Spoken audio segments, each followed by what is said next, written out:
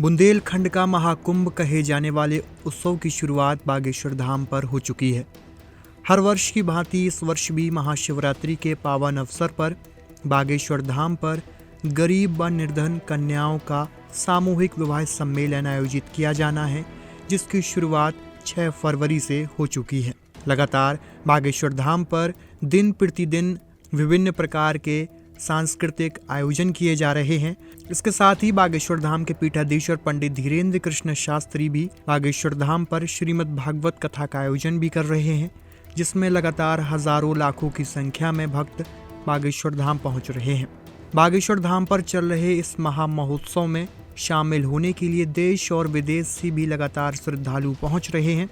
आम श्रद्धालुओं के साथ ही बागेश्वर धाम पर राजपीठ के लोगों का भी पहुंचने का सिलसिला शुरू हो चुका है।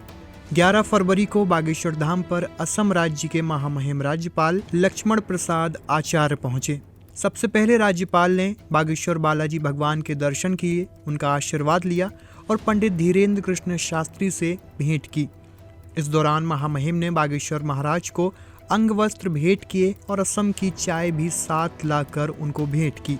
सुनिए बागेश्वर धाम पहुंचे असम के राज्यपाल लक्ष्मण प्रसाद आचार्य ने क्या बात कही। महाराज जी का आभार व्यक्त करता हूँ, अपने जीवन का पुण्य मानता हूँ कि उन्होंने ऐसे पावन अवसर पर मुझे यहाँ आने का आदेश प्रदान किया। मैं आभारी। हम लोग बचपन में पढ़ा करते थे, किताबों में शुरू में बताया जाता था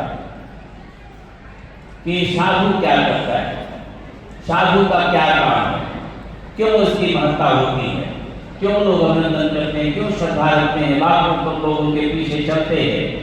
तो उसके पीछे एक ही बात सामान्य पंक्तियों के माध्यम से बताया गया था कि वृक्ष का बहु नहीं फल है, वृक्ष का बहु नहीं फल है, नदी न संचय परमार्थ के कारण साधु धरा सके, साधु धरा। ये पंक्तियां तो पढ़ा, लेकिन उसका साक्षात स्वरूप यहाँ आकर के दिखाई पड़ रहा है। किसी के माता पिता बन करके, किसी का अभिभावक बन करके, या जिस भी प्रकार का उसको भाव है उसके संरक्षक बनकर के खड़ा हो। इसलिए संत की यह महिमा है और आज उस जीवन को पूज्य महाराज जी जी रहे हैं। मेरे पास शब्द नहीं कि मैं इसका कितना वर्णन कर सकूं। हम सब ने यही पढ़ा है कि घड़ी आभो घड़ी आभो में दुनिया तुलसी संगत साधु की कटई कोट अपराध। हम सबके जीवन में जो भी कोई ऐसा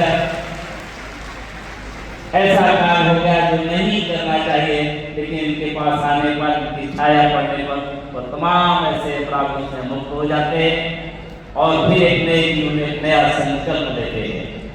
मैं यह शुभ आयोजन सामाजिक समरसता, मानवीय करुणा और भारतीय मूल्यों का एक जीवंत उदाहरण है। ये हम सब देख सकते हैं कि आज पूज्य महाराज जी और हमारी जो बेटियां अपनी भावना व्यक्त कर रही थी। क्योंकि प्राय होता है कि हम जीवन में अपना उत्सव मना लिया या किसी उत्सव को खराब कर दिया, लेकिन लोगों को जीवन में उत्सव ला सकें, अगर ऐसा उत्सव को देने का काम कर रहे हैं कुछ हमारे शास्त्री जी महाराज, तो उनके लिए मेरे पास कौन से शब्द हो सकते हैं। इस प्रकार से लोगों का जीवन उत्सव बनकर रहे। विवाह बंधन में बनने जा रहे नौ दंपतियों को हृदय से शुभकामनाएं। सभी के वैवाहिक जीवन प्रेम, विश्वास, सहयोग और समर्पण से परिपूर्ण हो। नवयुवक एक सशक्त परिवार की नींव रखे और समाज के लिए प्रेरणा का स्रोत बने। बहनों भाइयों, भारतीय संस्कृति में विवाह दो परिवारों, दो संस्कारों और दो जीवन दृष्टियों का एक पवित्र संगम है। हमारे शास्त्रों में विवाह को जीवन का सबसे महत्वपूर्ण संस्कार माना गया है, जो धर्म, अर्थ, काम और मोक्ष इन चारों पुरुषार्थों के संतुलन को स्थापित करता है। पूज्य गुरुदेव सदैव पंडित श्री धीरेन्द्र शास्त्री जी के मार्गदर्शन में ये जानकारी हुई कि विगत 7 वर्षों से श्री बागेश्वर जन सेवा समिति द्वारा इस परंपरा की जो शुरुआत की गई, वह आज जन आंदोलन का रूप ले चुकी है। गरीब, वंचित और असहाय परिवारों की बेटियों के लिए वैवाहिक कार्यक्रम सम्मान, आत्मविश्वास और सामाजिक स्वीकृति का मंच बन गया है। इस वर्ष ये जानकारी हुई, बहुत बहुत अभिनंदन। इसकी 301 कन्याओं का शादी विवाह अपने आप में एक ऐतिहासिक और अत्यंत अभिनंदनीय कार्यक्रम है।